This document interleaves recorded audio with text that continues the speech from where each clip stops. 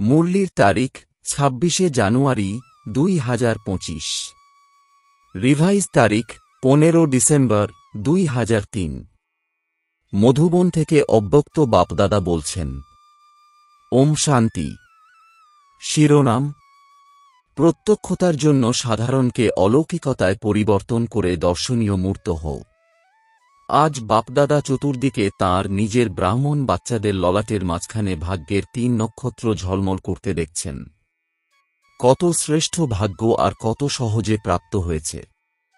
1. অলৌকিক শ্রেষ্ঠ জন্মের ভাগ্য। 2. শ্রেষ্ঠ সম্বন্ধের ভাগ্য। 3. সর্বপ্রাপ্তির ভাগ্য। ভাগ্যের 3 ঝলমলে নক্ষত্র দেখে বাপদাদাও উৎফুল্ল হচ্ছেন। জন্মের ভাগ্য দেখো, স্বয়ং ভাগ্য বিধাতা বাবা দ্বারা তোমাদের সবার জন্ম হয়েছে। যখন জন্মদাতাই ভাগ্য বিধাতা, তাহলে জন্ম কত অলৌকিক আর শ্রেষ্ঠ। তোমাদের সবারও নিজেদের এই ভাগ্যের জন্মের নেশা আর খুশি আছে তো না? সেই সঙ্গে সম্বন্ধের বিশেষত্ব দেখো, সারা কল্পে এমন সম্বন্ধ অন্য কোনো আত্মার নেই। তোমরা সব বিশেষ আত্মারই এক দ্বারা 3 সম্বন্ধ প্রাপ্ত হয়। এক বাবাই বাবাও, শিক্ষকও আর সদ্গুরু। এরকম এক দ্বারা 3 সম্বন্ধ ব্রাহ্মণ আত্মা ব্যতীত কারো নেই। অনুভব আছে তো? বাবার সম্বন্ধ দ্বারা উত্তরাধিকারও দিচ্ছেন, পরিপালনও করছেন। উত্তরাধিকারও দেখ কত শ্রেষ্ঠ আর অবিনাশী। দুনিয়ার লোকে বলে আমাদের পালনকর্তা স্বয়ং ভগবান। এমন পালনা, পরমাত্ম পালন, পরমাত্ম ভালোবাসা, পরমাত্ম উত্তরাধিকার কার প্রাপ্ত হয়? তো একই বাবা, পালনকর্তা আর শিক্ষকও। সব আত্মার জীবনে বিশেষ 3 সম্বন্ধ আবশ্যক, কিন্তু 3 সম্বন্ধই আলাদা আলাদা হয়। তোমাদের একের মধ্যে 3 সম্বন্ধ। পঠন পাঠনও দেখো 3 কালের পাঠ্যবস্তু। ত্রিকালদর্শী হওয়ার পড়াশোনা। পঠন পাঠনকে সোর্স অফ ইনকাম বলা হয়ে থাকে। পঠন পাঠন থেকে পদের প্রাপ্তি হয়। সারা বিশ্বে দেখ, সর্বাধিক উঁচু থেকে উঁচু পদ রাজত্বপদ দেওয়া হয়েছে। তো এই পড়াশোনা থেকে তোমাদের কি পদ প্রাপ্ত হয়? এখনও রাজা, এরপর ভবিষ্যতেও রাজপদ। এখন স্বরাজ্য, রাজযোগী স্বরাজ্য অধিকারী আর ভবিষ্যতের অবিনাশী রাজ্য ভাগ্য তো আছেই। এর থেকে আর কোনো বড় পদ হয় না। শিক্ষকের দ্বারা শিক্ষা ও ত্রিকালদর্শীর এবং পদও দৈবী রাজত্বের পদ। এমন শিক্ষকের সম্বন্ধ ব্রাহ্মণ জীবন ব্যতীত না কারো হয়েছে, না হতে পারে। সেই সঙ্গে সদ্গুরুর সম্বন্ধ, সদ্গুরু দ্বারা শ্রীমত, যে শ্রীমতের গায়ন আজও ভক্তিতে হচ্ছে। তোমরা নিশ্চয়ের সাথে বলো, আমাদের প্রতিটা কদম কিসের আধারে চলে? শ্রীমতের আধারে চলে। তো চেক করো, প্রতিটা কদম শ্রীমতে চলে কি? ভাগ্য তো প্রাপ্ত হয়েছে, কিন্তু জীবনে ভাগ্যপ্রাপ্তির অনুভব আছে কি? প্রতিটা কদম শ্রীমতে আছে নাকি কখনো কখনো মনমত কিংবা পরমত মিক্স হয় না? হয়তো। এর পরখ হল, যদি কদম শ্রীমতে রয়েছে তবে প্রতি কদমে পদ্মগুণ উপার্জন জমা হওয়ার অনুভব হবে। কদম যদি শ্রীমতে আছে তো সহজ সফলতা আছে। সেই সঙ্গে সদ্গুরু দ্বারা বরদানের খনি প্রাপ্ত হয়। বরদান যে আছে তার লক্ষণ, যেখানে বরদান আছে সেখানে পরিশ্রম হবে না। তো সদ্গুরুর সম্বন্ধে শ্রেষ্ঠ মত আর সদা বরদানের প্রাপ্তি রয়েছে। এছাড়া বিশেষত্ব সহজ মার্গের, যখন একের সাথে 3 সম্বন্ধ আছে তো এককে স্মরণ করা সহজ। 3কে আলাদা আলাদা করে স্মরণ করার প্রয়োজন নেই। সেই জন্য তোমরা সবাই বলে থাকো, এক বাবা, দ্বিতীয় কেউ নেই। এটা সহজ, কেননা একেতে বিশেষ সম্বন্ধ এসে যায়। তো ভাগ্যের নক্ষত্র ঝলমল করছে, কারণ বাবা দ্বারা তো সবারই প্রাপ্তি আছেই। ভাগ্যের 3য় নক্ষত্র হল সর্বপ্রাপ্তি। গায়ন আছে, ব্রাহ্মণের ভাণ্ডারে অপ্রাপ্ত কোনো বস্তু নেই। স্মরণ করো নিজেদের ভাণ্ডার। এমন ভাণ্ডার কিংবা সর্বপ্রাপ্তি অন্য কারো দ্বারা হতে পারে। হৃদয় থেকে বলেছ, আমার বাবা আর ভাণ্ডার হাজির। সেই জন্য এত শ্রেষ্ঠ ভাগ্য যেন স্মৃতিতে থাকে, এতে নম্বর অনুক্রম আছে। এখন বাপদাদা এটাই চান যে সব বাচ্চা যখন কোটির মধ্যে কেউ, তখন সব বাচ্চা নম্বর ক্রমে নয়, তাদের নম্বর 1 হতে হবে। সুতরাং নিজেকে জিজ্ঞাসা করো, নম্বর ক্রমে আছো নাকি নম্বর 1? কি তোমরা টিচার্স নম্বর 1 নাকি নম্বরানুক্রমিক? পাণ্ডব, তোমরা নম্বর 1 নাকি নম্বর ক্রম?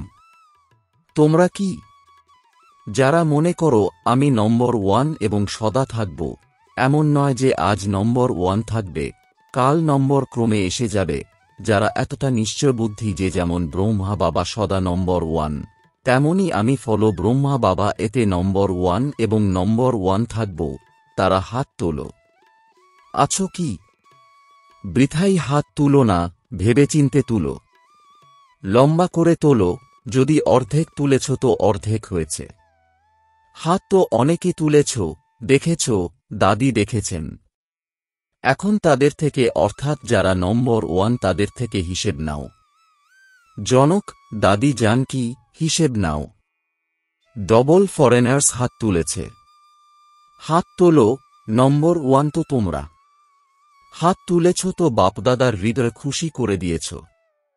অভিনন্দন। আচ্ছা, হাত তুলেছ এর অর্থ হল যে তোমাদের নিজের মধ্যে সাহস আছে, আর সাহস আছে তো বাপদাদাও সহায় আছেনি। কিন্তু এখন বাপদাদা কি চান?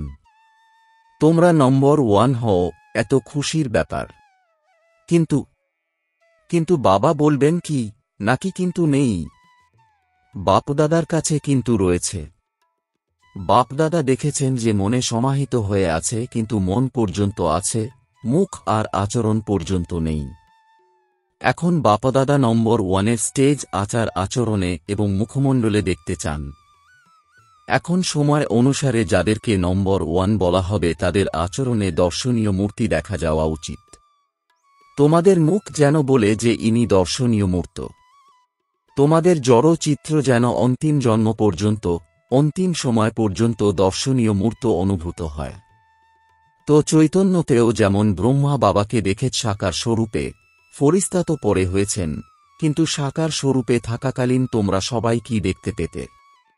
সাধারণ রূপ দেখা যেত কি? অন্তিম 84তম জন্ম, পুরানো জন্ম, 60 বছরের আজুর পরেও আদি থেকে অন্ত পর্যন্ত দর্শনীয় মূর্ত অনুভব করেছ তো? সাকার রূপে করেছ তো না? ঠিক একই রকম যারা নম্বর 1 হওয়ার জন্য হাত উঠিয়েছে, টিভিতে দেখিয়েছ, তাই না? বাপদাদা তাদের ফাইল দেখবেন। ফাইল তো আছে না বাপদাদার কাছে?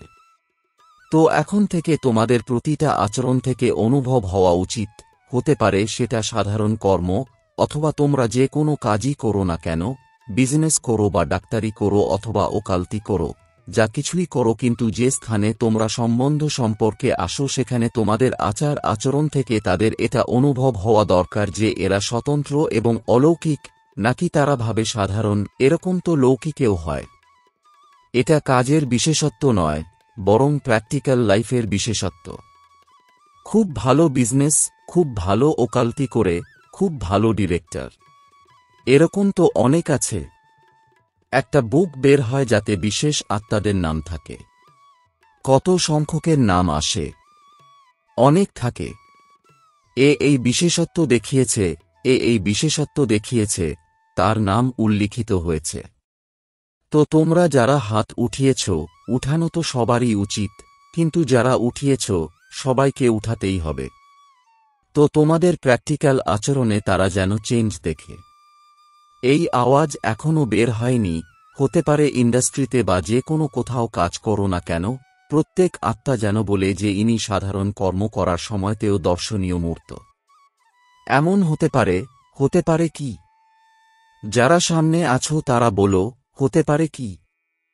রেজাল্টে এটা কম শোনা যাচ্ছে, সাধারণ ভাব বেশি দেখা যাচ্ছে। হ্যাঁ, যখন কখনো কোনো বিশেষ কার্য করো, বিশেষ অ্যাটেনশন রাখো, তখন তো তোমাদের ঠিক প্রতীয়মান হয়। যতই হোক, বাবার প্রতি তোমাদের ভালোবাসা রয়েছে। বাবার জন্য ভালোবাসা আছে কি? কত %? টিচার্স হাত উঠাও। অনেক টিচার এসেছে। এটা হতে পারে কি? নাকি তোমরা কখনো সাধারণ কখনো বিশেষ?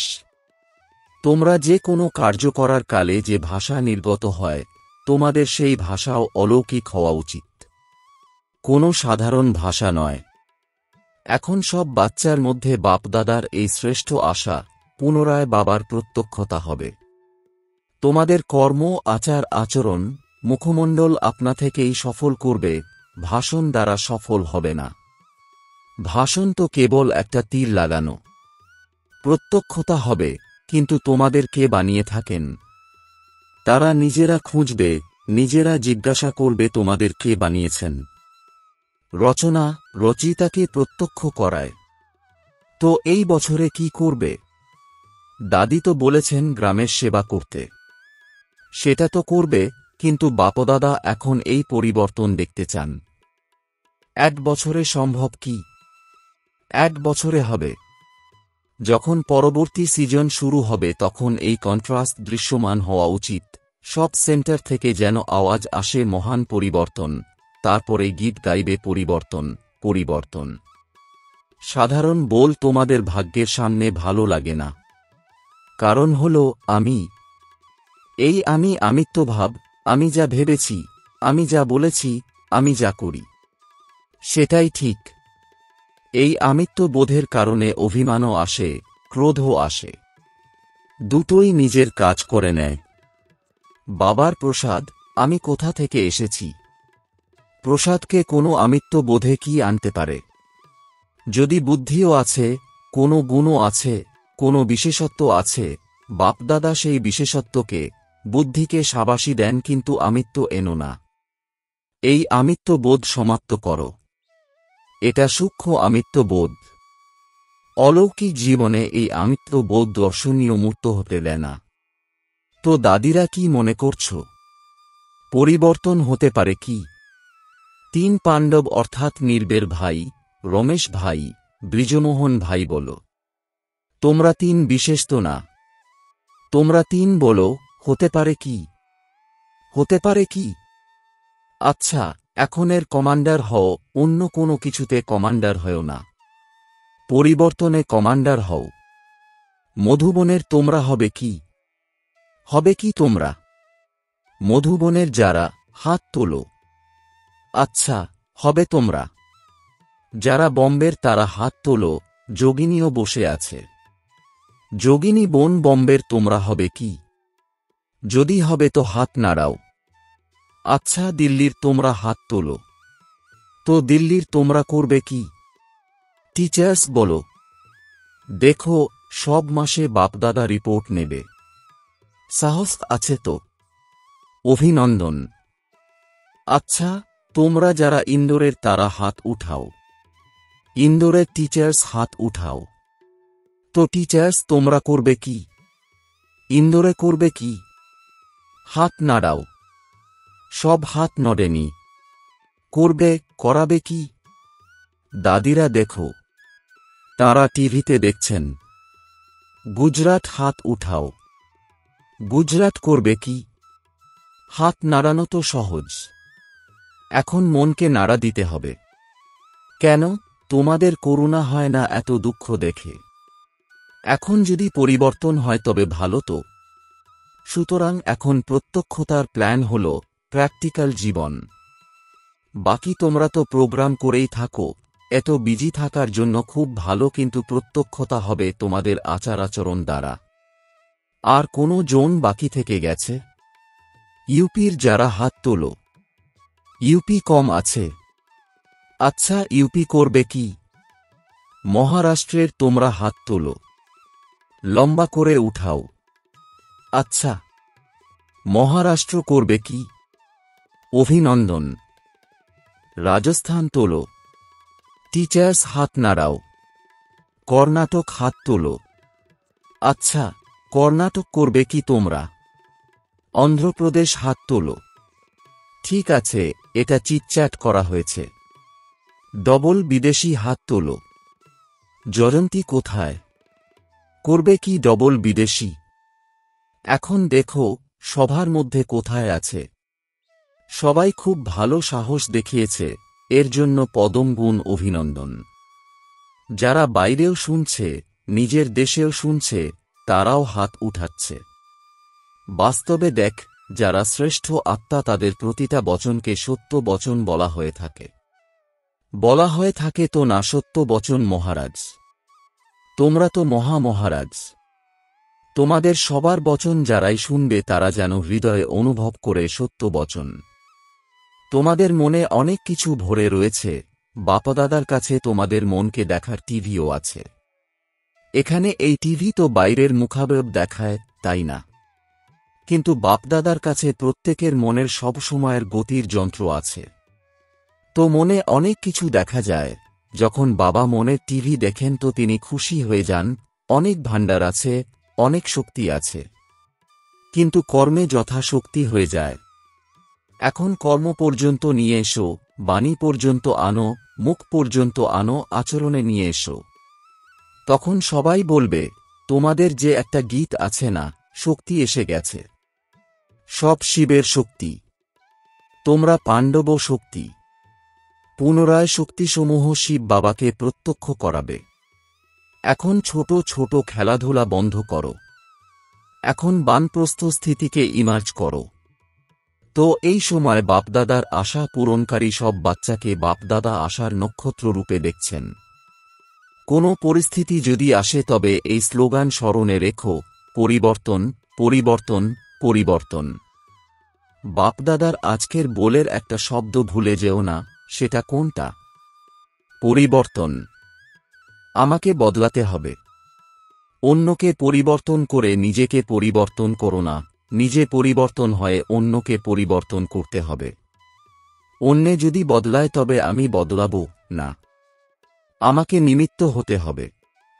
আমাকে হে অর্জুন হতে হবে। তবে ব্রহ্মা বাবা সমান নম্বর 1 নিতে পারবে।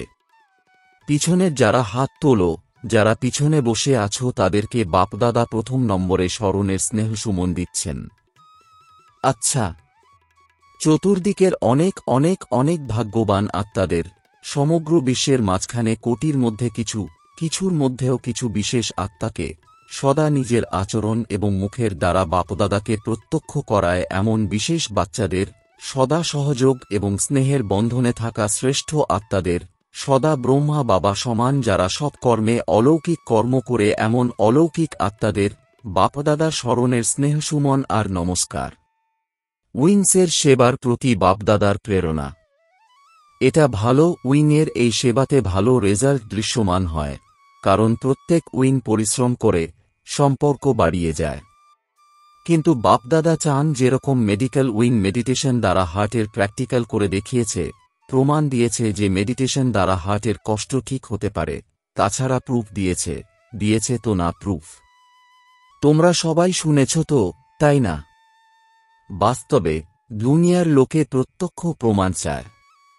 যে উইনি এসেছ এইভাবে প্রোগ্রাম তো করতেই হবে, তোমরা করেও থাকো, কিন্তু এমন কোনো প্ল্যান বানাও যাতে প্র্যাকটিক্যাল রেজাল্ট যেন সবার সামনে আসে। সব উইংয়ের জন্য বাপদাদা বলছেন। এটা গভর্নমেন্ট পর্যন্ত পৌঁছাচ্ছে তো না।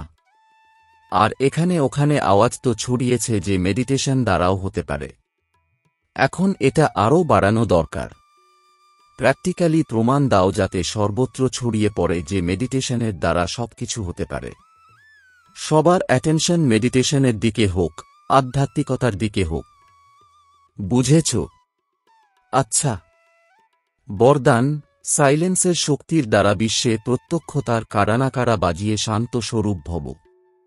এর বিস্তার গাওয়া হয়েছে সায়েন্সের ওপরে সাইলেন্সের জিত, বাণীর নয়। সময় এবং সম্পূর্ণতা যত নিত্যে আসতে থাকবে, তত আওয়াজে অধিক আসার জন্য অটোমেটিক্যালি বৈরাগ্য আসতে থাকবে। বৈরাগ্য চাইলেও অভ্যাস যেমন তোমাদের আওয়াজে নিয়ে আসে, তেমনি আওয়াজের ঊর্ধ্বে হয়ে যাবে। প্রোগ্রাম মানিয়ে তোমরা আওয়াজে আসবে। যখন এই চেঞ্জ দেখা যাবে তখন বুঝবে এবারে বীজের কারানাকারা বাজবে। এই জন্য যতটা সময় পাবে শান্ত স্থিতিতে থাকার অভ্যাসী হও। স্লোগান: জিরো বাবার সাথে যারা থাকে তারাই হিরো পাঠধারী। ওম শান্তি।